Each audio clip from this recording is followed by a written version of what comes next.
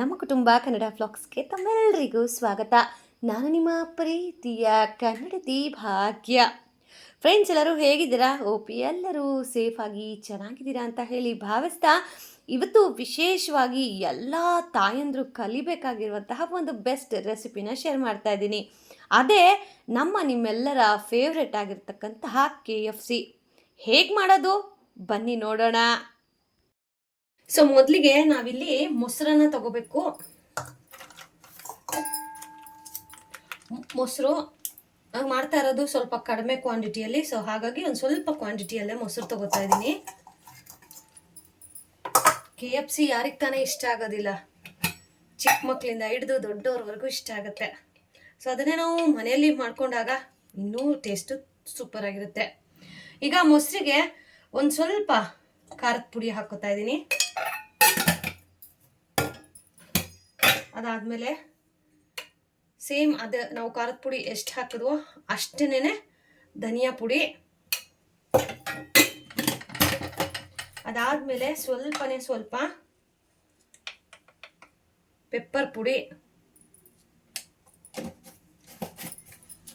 ಅದಾದಮೇಲೆ ಸ್ವಲ್ಪ ಗರಂ ಮಸಾಲ.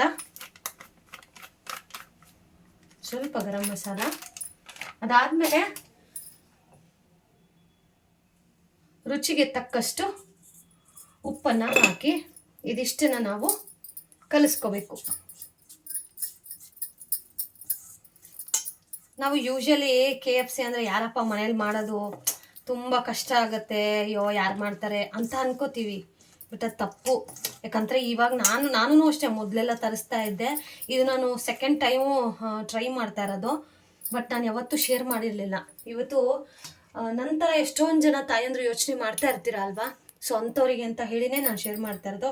ಫಸ್ಟಿಗೆ KFC ಅಂದ್ರೇ ಲೆಗ್ ಪೀಸು ಒಂದಷ್ಟು ನಾರ್ಮಲ್ ಪೀಸ್ ಬರುತ್ತಲ್ಲ ಗೈಸ್, ಸೊ ಆ ಥರದನ್ನು ಹಾಕ್ಕೋತಾ ಇದ್ದೀನಿ. ಲೆಗ್ ಪೀಸ್ಗಳಿದ್ರೇ ಚೆನ್ನಾಗಿರೋದು.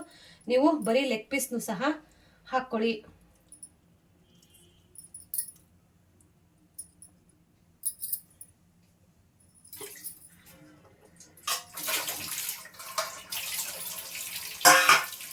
ಇವಾಗ ಇದಿಷ್ಟನ್ನ ನೀಟಾಗಿ ಅದು ಪೀಸ್ಗೆ ಕೋಟ್ ಆಗೋ ಥರ ಕಲಿಸ್ಕೋಬೇಕು. ಓಕೆನಾ?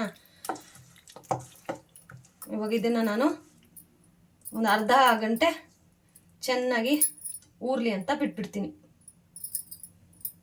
ಇದಿವಾಗ ಅರ್ಧ ಗಂಟೆ ಚೆನ್ನಾಗಿ ಊರಬೇಕು ಗೈಸ್. ಅದು ಉಪ್ಪು ಖಾರ ಎಲ್ಲ ಹಿಡಿಬೇಕು. ಓಕೆನಾ? ಇವಾಗ ಇದನ್ನು ರೆಸ್ಟ್ ಮಾಡೋಕ್ಕೆ ಬಿಡೋಣ. ನೀವು ಕೇಳೋದಾದರೆ ಫ್ರಿಜ್ಜಲ್ಲಿ ಇಡ್ಬೇಕಾ ಅಂತ ಅಂದರೆ ನಿಮ್ಮ ಇಷ್ಟ. ಆಚೆನಾದರೂ ಇಡ್ಬೋದು, ಫ್ರಿಜ್ಜಲ್ಲಾದರೂ ಇಡ್ಬೋದು. ಸೊ ನಾನೀಗ ಫ್ರಿಜ್ಜಲ್ಲಿ ಇದನ್ನು ಒಂದು ಅರ್ಧ ಗಂಟೆ ಕಾಲ ಕೂಲ್ ಆಗೋಕ್ಕೆ ಇಟ್ಬರ್ತೀನಿ. ಸೊ ಇವಾಗ ನೆಕ್ಸ್ಟ್ ಪ್ರೊಸೀಜರ್ ಬಂದು KFCಲಿ ಮೇಲ್ಗಡೆ ಕ್ರಿಸ್ಪಿಯಾಗಿರುತ್ತೆ ಗೈಸ್. ಸೊ ಮಕ್ಕಳು ಇಷ್ಟಪಡೋದೇ ಅದನ್ನು. ಸೊ ಆ ಬ್ಯಾಟರ್ ಹೇಗೆ ರೆಡಿ ಮಾಡ್ಕೊಳ್ಳೋದು ಬನ್ನಿ ತೋರಿಸ್ತೀನಿ. ಈಗ ಮೊದಲನೇದಾಗಿ ಮೈದಾ ಹಿಟ್ಟು. ಯಾಕಂತಂದರೆ ನಾನು ಇವತ್ತು ಮಾಡ್ತಾ ಇರೋದು ಸ್ವಲ್ಪ ಕಡಿಮೆ ಕ್ವಾಂಟಿಟಿಯಲ್ಲಿ ಅಲ್ವಾ? ಸೊ ಅದಕ್ಕೆ ನಾನು ಕಡಿಮೆ ಕ್ವಾಂಟಿಟಿಯಲ್ಲೇ ತಗೋತೀನಿ.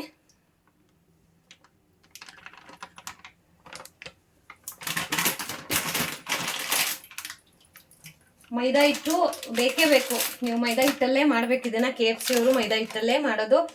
ನೀವು ಮೈದಾ ಹಿಟ್ಟು ತಿನ್ನಬಾರ್ದು ಅದೆಲ್ಲ ಇವಾಗ ನಾವು ಮನೇಲೇ ಮಾಡ್ತಾ ಇರೋದು, ಹೆಲ್ದಿನೇ ಅಲ್ವಾ? ಸೊ ಮೈದಾ ಹಿಟ್ಟು ಕಂಪಲ್ಸರಿ. ಆ್ಯಂಡ್ ನೆಕ್ಸ್ಟ್ ಕಾರ್ನ್ಫ್ಲೋರು ಸ್ವಲ್ಪ. ನಿಮ್ಗಿದ್ರದ್ದು ಅಳತೆ ಸಮೇತ ಬೇಕು ಅಂದರೆ ಕಮೆಂಟ್ ಮಾಡಿ.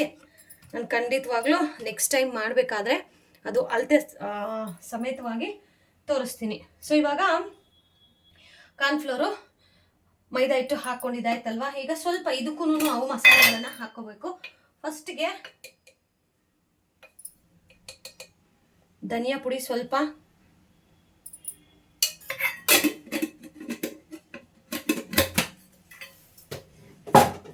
ಅದಾದಮೇಲೆ ಗರಂ ಮಸಾಲ ಒಂದು ಸ್ವಲ್ಪ,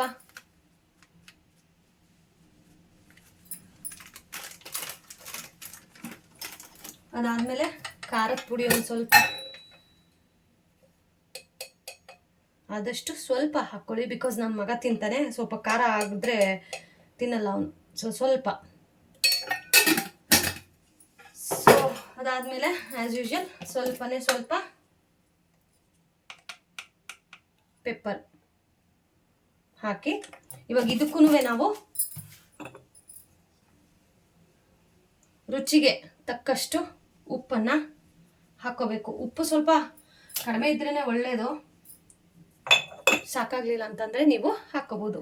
ಇವಾಗ ಇದನ್ನು ನೀಟಾಗಿ ಎಲ್ಲನೂ ಮಿಕ್ಸ್ ಆಗೋ ಥರ ಕಲಿಸ್ಕೋಬೇಕು. ಕಾರ್ನ್ಫ್ಲೋರು, ಮೈದಾ ಹಿಟ್ಟು, ಗರಂ ಮಸಾಲ, ಧನಿಯಾ ಪುಡಿ, ಖಾರದ ಪುಡಿ, ಪೆಪ್ಪರು, ಇದಿಷ್ಟನ್ನು ಹಾಕ್ಕೊಂಡೀಗ ನೀಟಾಗಿ ಅದೆಲ್ಲವೂ ಹೊಂದ್ಕೊಳ್ಳೋ ಥರ ನಾವು ಕಲಿಸ್ಕೋಬೇಕು. ಸೊ ಇವಾಗ ನಮಗೆ ಹಿಟ್ಟು ರೆಡಿ ಆಯಿತು. ಸೊ ನೆಕ್ಸ್ಟ್ ಪ್ರೊಸೀಜರ್ ನೋಡೋಣ ಬನ್ನಿ. ಈಗ ನೆಕ್ಸ್ಟ್ ನಮಗೆ ಬೇಕಾಗೋದು, ಒಂದು ಬಟ್ಲಲ್ಲಿ ನೀರನ್ನು ತಗೊಳ್ಳಿ. ಆ ನೀರಿಗೆ ಐಸ್ ಕ್ಯೂಬ್, ಇದೇ ನಿಮಗೆ ಮೇನ್ ಇಂಗ್ರೀಡಿಯೆಂಟ್ಸ್. ಸೊ ಇದಂತೂ ಮಿಸ್ ಮಾಡಲೇಬೇಡಿ.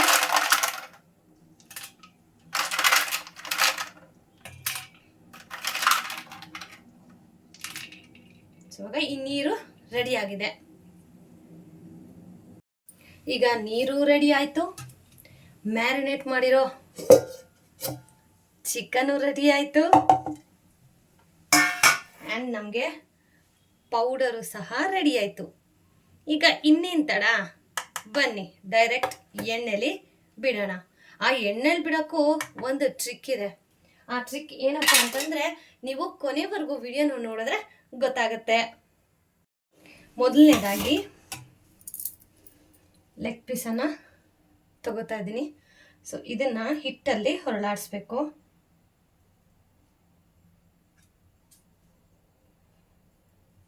ಒಟ್ಟು ಅಂದರೆ ಹಿಟ್ಟು ನೀಟಾಗಿ ಅದಕ್ಕೆ ಕೋಟ್ ಹಾಕಬೇಕು. ಸೊ ಇವಾಗ ನೆಕ್ಸ್ಟ್ ಪ್ರೊಸೀಜರು, ಇದನ್ನು ಈ ಐಸ್ ವಾಟರಲ್ಲಿ ಮತ್ತೆ ಡಿಪ್ ಮಾಡಿ ಮತ್ತೆ ಹಿಟ್ಟಿಗೆ ಹಾಕಿ ಹೊರಳಿಸ್ಬೇಕು. ಸೊ ಈ ಥರ ಮಾಡಿ ಒಂದು ಪ್ಲೇಟ್ಗೆ ತೆಗೆದಿಟ್ಕೋಣ. ಇನ್ನು ಮಿಕ್ಕಿದ ಎಲ್ಲ ಪೀಸ್ಗಳನ್ನು ಸೇಮ್ ಅದೇ ಥರನೇ ಹಿಟ್ಟಲ್ಲಿ ಫಸ್ಟು ಹೊಳಿಸ್ಕೋಬೇಕು.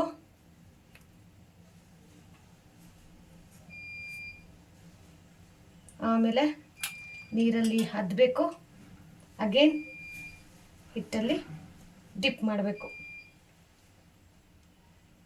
ಸೊ ಈ ಥರ. ಸೊ ಇವಾಗ ಎಣ್ಣೆ ಆಲ್ರೆಡಿ ನಾನು ಕಾಯಕ್ಕಿಟ್ಟಿದ್ದೀನಿ. ಬನ್ನಿ ಇದನ್ನು ಎಣ್ಣೆಗೆ ಬಿಡೋಣ.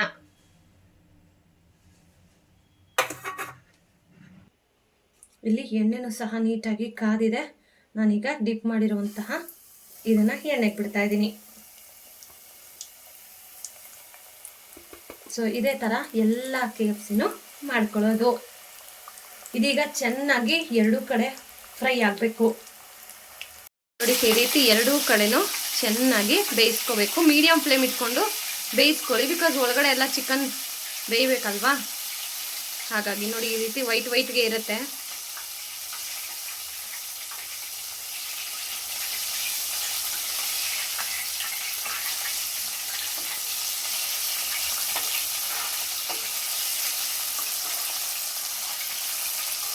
ಈ ರೀತಿ ಎರಡೂ ಕಡೆ ಚೆನ್ನಾಗಿ ಫ್ರೈ ಆಗಬೇಕು.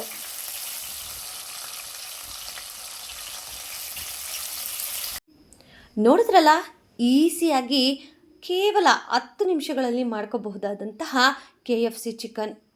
ಸುಮ್ಮನೆ ಆಚೆ ಹೋಗಿ ತಿನ್ನೋದಕ್ಕಿಂತ ಮನೆಯಲ್ಲೇ ಹೆಲ್ದಿಯಾಗಿ ಮಾಡ್ಕೊಂಡು ತಿನ್ನೋಣ. ಈಗಂತೂ ನಾನು ಡಯೆಟ್ ಮಾಡೋ ಒಂದು ಇದರಲ್ಲಿ ಆಚೆಗಡೆ ಫುಡ್ ಕಂಪ್ಲೀಟ್ಲಿ ಆಲ್ಮೋಸ್ಟ್ 90% ನಾನು ನಿಲ್ಲಿಸ್ಬಿಟ್ಟಿದ್ದೀನಿ. ಯಾಕೆಂತಂದರೆ ರೀಸೆಂಟಾಗಿ KFCಯಲ್ಲಿ ಹುಳುಗಳೆಲ್ಲ ನೋಡಿ ನನಗೆ KFCಗೆ ಸ್ಪೈಸಿಗೆ ದೊಡ್ಡ ನಮಸ್ಕಾರ ಮಾಡಿಬಿಟ್ಟಿದ್ದೆ. ಆದರೆ ನನ್ನ ಮಗ, ಅಮ್ಮ ನನಗೆ KFC ಬೇಕಮ್ಮ ಅಂತ ಕೇಳ್ತಾ ಇದ್ದ. ಸೊ ಅವ್ನು ಕೇಳೋದೆಚ್ಚ, ನಾನು ಮನೇಲಿ ಟ್ರೈ ಮಾಡೋದೆಚ್ಚ ಅಂತ ಹೇಳಿ ಮಾಡಿಕೊಟ್ಟೆ. ಮಗು ತುಂಬಾ ಇಷ್ಟಪಟ್ಟು ಎಂಜಾಯ್ ಮಾಡ್ದ. ನಿಮ್ಮಲ್ಲೂ ಪುಟಾಣಿ ಮಕ್ಕಳಿದ್ದಾರೆ, ಅಥವಾ ನಿಮಗೆ ಚಿಕನ್ ಅಂದರೆ ಇಷ್ಟ, KFC ನಾವು ಬಕೆಟ್ ತಿಂತೀವಿ ಅನ್ನೋರು ಖಂಡಿತವಾಗ್ಲೂ ಈ ರೀತಿ ಮನೆಯಲ್ಲೇ ಮಾಡಿಕೊಂಡು ಅದರ ಟೇಸ್ಟನ್ನು ಎಂಜಾಯ್ ಮಾಡಿ. ಹೇಗನ್ನಿಸ್ತು ಇವತ್ತಿನ ಈ ರೆಸಿಪಿ ಅನ್ನೋದನ್ನು ತಪ್ಪದೆ ಕಮೆಂಟ್ ಮಾಡಿ. ಮತ್ತೊಂದು ವಿಡಿಯೋದಲ್ಲಿ ಸಿಗ್ತೀನಿ. Thank you so much. Lots of love.